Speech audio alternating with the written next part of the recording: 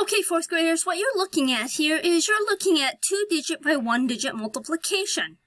Okay, this is actually not a fourth grade standard. To be able to handle fourth grade standard, you should be able to take a 4-digit number and multiply it times a 1-digit number. So this is not fourth grade.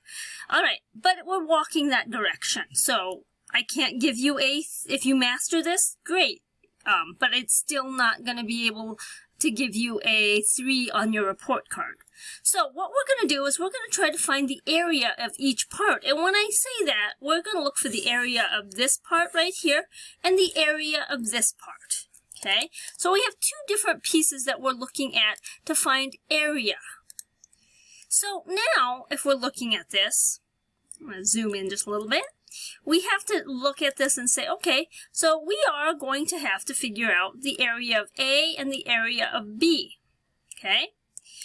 And to do that, we have got to take 82 and break it into expanded form. So you know that 82, if you have 82, you have 2 numbers that make up the number 82. You have the number 80 in expanded form plus 2.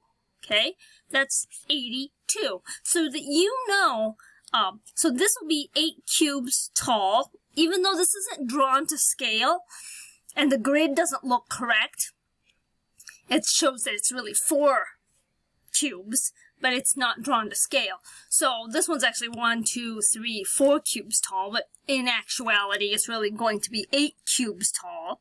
So you have 8 cubes this way, and then you'll have 8 cubes tall this way, 82 cubes this way. So you'll have 82 cubes from side to side, and the height will be 8 cubes tall. Okay? If you were to look at this, in true, the dimensions are true. They're not, though. Okay, so I broke up my whole rectangle, my whole array. I broke it by place value, and I have 80 and 2. Okay, and I just have it a little bit bigger because it makes it easier to write. Now I have to find the equations for each of these pieces. Okay, so now I have the equation of part A. So part A is this piece right here. I'm going to color that kind of in pink. That's part A. And I need to find the equation to part A. Okay, so that equation, if I'm doing it, will be 8, and then I multiply that times the 80.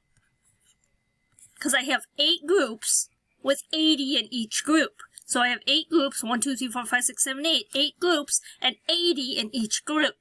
Okay, so the next equation that I have to find is going to be here, this green one right here. So that'll be 8 tall, and 2 long.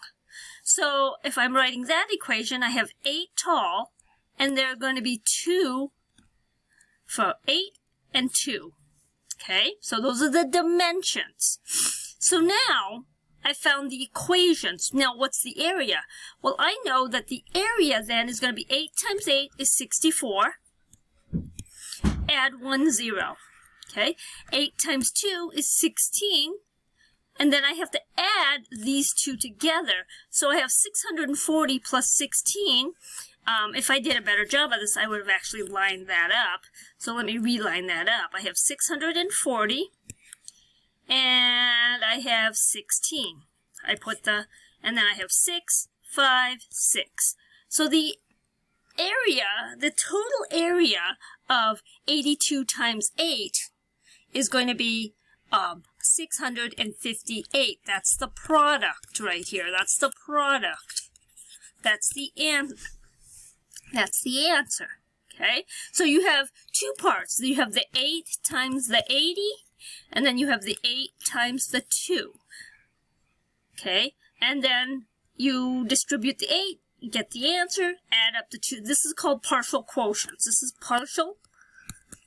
partial products.